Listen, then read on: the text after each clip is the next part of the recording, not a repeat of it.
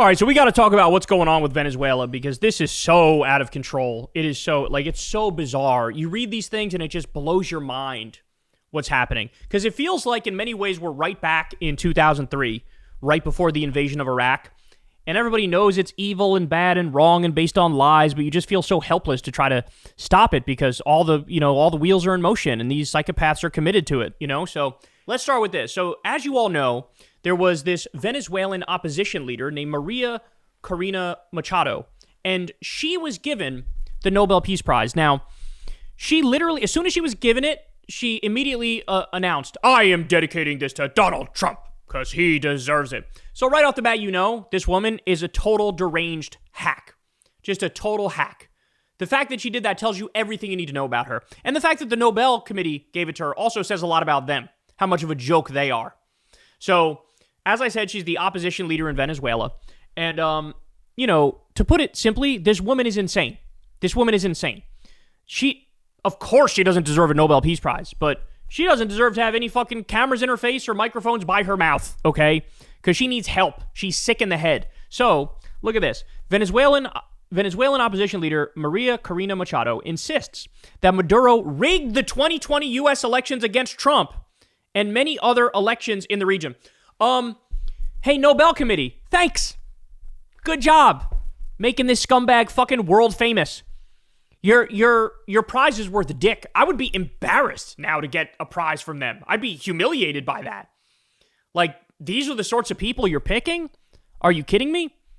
I want you to boo me because I've seen what it is you cheer. That's what this looks like, right? Jesus Christ. So here we go. Let's listen to what she has to say. Gross. Do you think part of President Trump's interest is linked to his beliefs around the 2020 election and the allegation that voting machines and people close to Maduro's circle were involved in the election that he wrongly believes was stolen from him in 2020? Well, on the first hand, I have no doubt that Nicolás Maduro, Jorge Rodriguez, and many others are, the masterminds of a system that has rigged elections in many countries, including the U.S. I have no doubt about that. And they are totally involved in wrongdoing in many countries. You need to know how insane that is, guys. That is up there with Sidney Powell, Rudy Giuliani. Rudy Giuliani was going around 2020 saying, they rigged it, it's a fraud. Then as soon as he got in front of a court, he goes, we're not alleging fraud. They were blaming Hugo Chavez, who was already dead. We're going to take these people seriously? Fucking Maduro was over.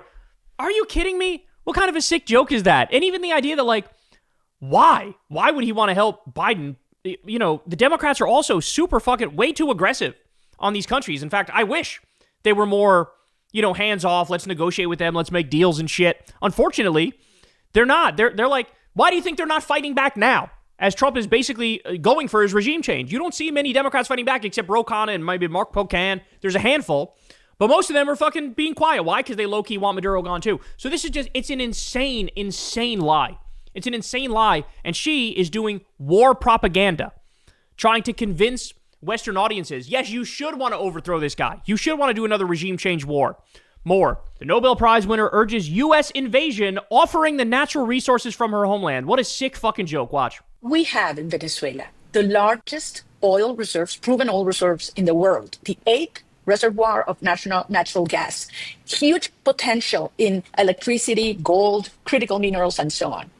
These can only be unleashed with a society, with a government that brings order to this chaos, that open markets, that brings rule of law, that is friendly to international investment. And in a country that is producing less than 1 million barrels a day could reach 4, 5, or 6 in a decade.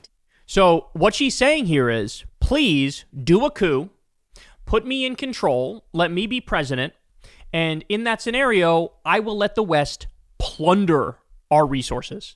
By the way, she also, in the past, she had begged Benjamin Netanyahu to topple Maduro. She was begging for Netanyahu to wage war against her home country.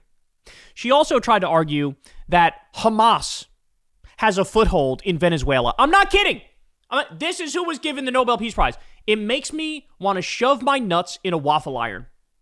That's how, what a disgusting, sick world we live in. The people who are supposed to be serious, like the Nobel Committee, Like, the people who are supposed to be serious, they're humiliating. I mean, it's an actual joke. Like, they should honestly get rid of the Nobel Peace Prize after what they've done this year. They should get rid of it. It's just a sick joke. There's a fly flying around over here. So now, let me share with you how, and Adam Johnson on Twitter made this point. I thought it was a brilliant point. He basically was like, all of the talk about human rights, the liberal international order, the human rights framework of like, we're fighting for democracy and freedom for people, that has now all gone away. And it's been replaced with this more like crude, in-your-face, flat-out imperialism. Like, the liberal human rights story was always a bit of a facade that they put over the imperialism. But now the imperialism is like the point, and they're kind of openly talking about it. So look at this, an article in Semaphore. As Trump pressures Venezuela, investors see major opportunities. As President Trump takes an increasingly aggressive approach toward regime change in Venezuela, international investment giants are already eyeing potential benefits that Nicolas Maduro's ouster would create. During last month's IMF World Bank meeting in Washington, Barclays organized a private meeting to talk investment opportunities with Venezuelan opposition leader Maria Corina Machado, two sources familiar with the meeting told Semaphore. So right off the bat, think about how gross that is. This woman, who wasn't elected to anything and is not planning on running to be elected to anything, she wants to be installed in her country as a dictator, and she's taking meetings with Western firms and going, business time, baby, let's do it. Let's dive right in. I'll let you guys plunder our mineral resources and our oil wealth if you hook my family up with money. Like, that's basically the gist of it. That's what's happening here. It's as corrupt can be.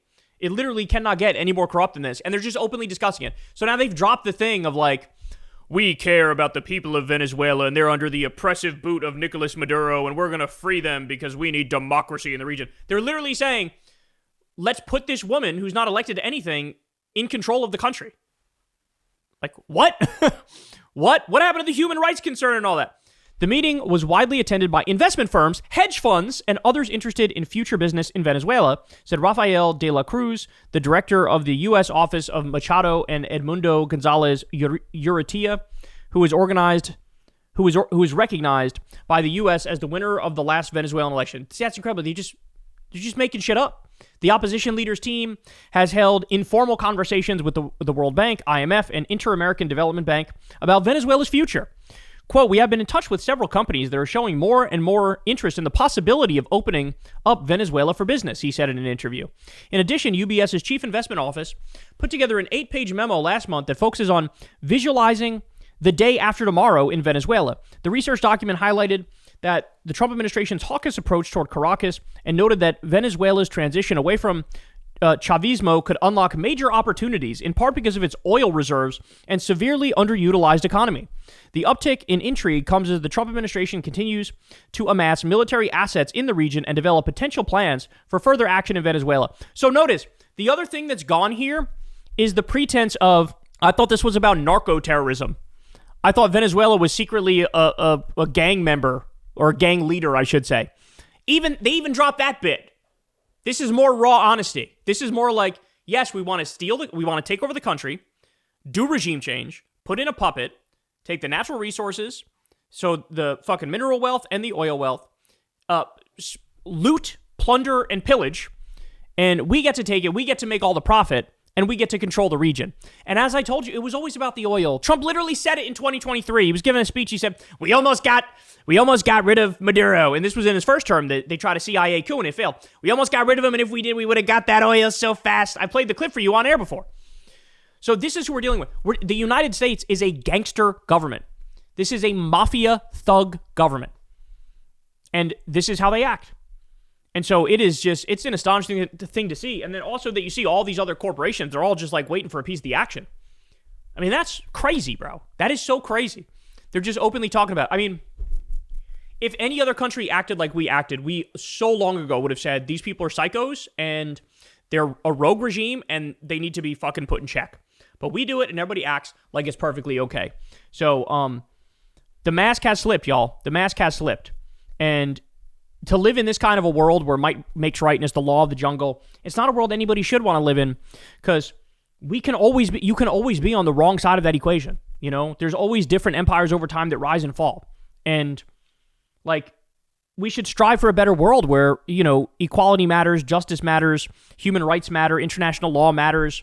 You know, we treat everybody with sovereignty and independence and mutual respect. And if you want to make a business deal, fine, make a business deal, but do it among equals. But no, it's literally like, I have bigger guns, I'm going to murder you and fucking take your shit and put this crackpot in control of your country who's just our little fucking puppet. The idea, like, nobody is stupid enough to believe anymore, like, oh, this will be good for the people of Venezuela, right? Oh, we're overthrowing the government, it'll be great we're freeing the people. Are you fucking kidding me? We don't give a fuck about them. We care about the people of Venezuela. Trump cares about the people of Venezuela about as much as he cared about the babies in Gaza who got blown up with the weapons he provided to Netanyahu. They don't care at all. They don't care at all. It's a sick, sick joke. Hey, y'all, do me a favor and like and subscribe. It helps out big time in the algorithm. Click the bell as well for notifications when videos drop. And watch that video on screen right now. You know you want to.